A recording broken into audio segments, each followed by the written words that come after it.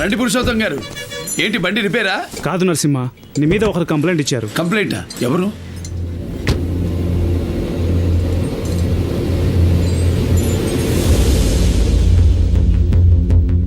నమస్కారం మాస్టర్.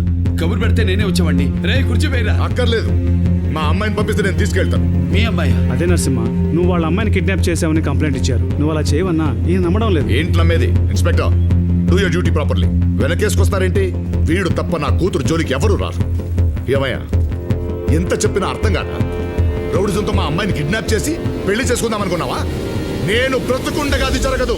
నాకేం తెలీదు. మీరేం భయపడకండి. గౌరీకేం కాదు. నటిస్తున్నాడు ఇన్స్పెక్టర్. రే, గౌరీకి అపకారం తెలిపెట్టే వాళ్ళు ఎవరుంటారు?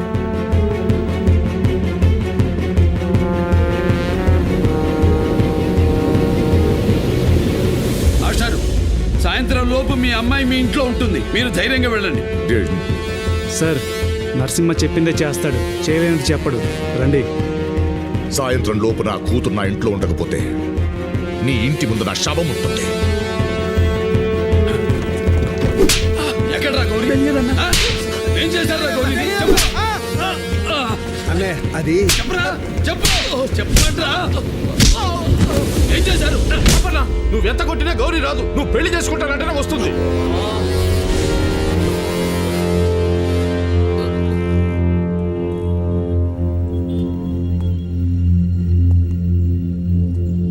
గౌరీని ఎలా రప్పించాలో నాకు తెలుసురా.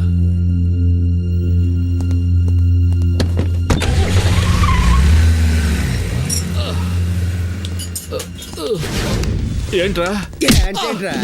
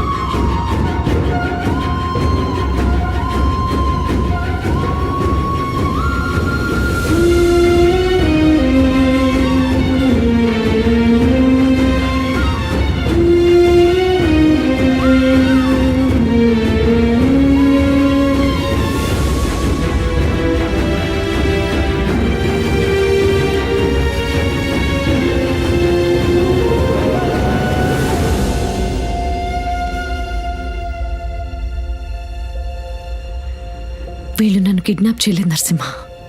ఇష్టపడే వచ్చాను. నేనెందుకు ఇష్టపడ్డానో నీకు బాగా తెలుసు. కానీ నువ్వు కోరుకున్నది వేరే.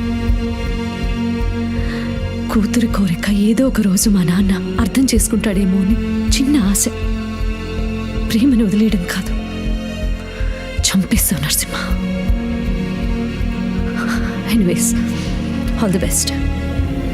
Wish you happy married life. నువ్వెందుకమ్మా ఏడుస్తున్నావు? జీవితంలో ఇంకా ఏడవకుండా చూసుకునే భర్త దొరికాడు. నువ్వు చల్లగా ఉండాలి.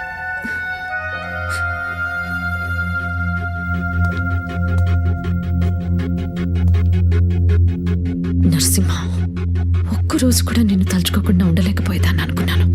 ఇప్పుడు నువ్వంటే అసహ్యం తప్ప ఇంకేం మిగలేదు. మనసుని చంపేశావు. థ్యాంక్స్. ఇక జీవితంలో నేను నీ మొహం చూడను.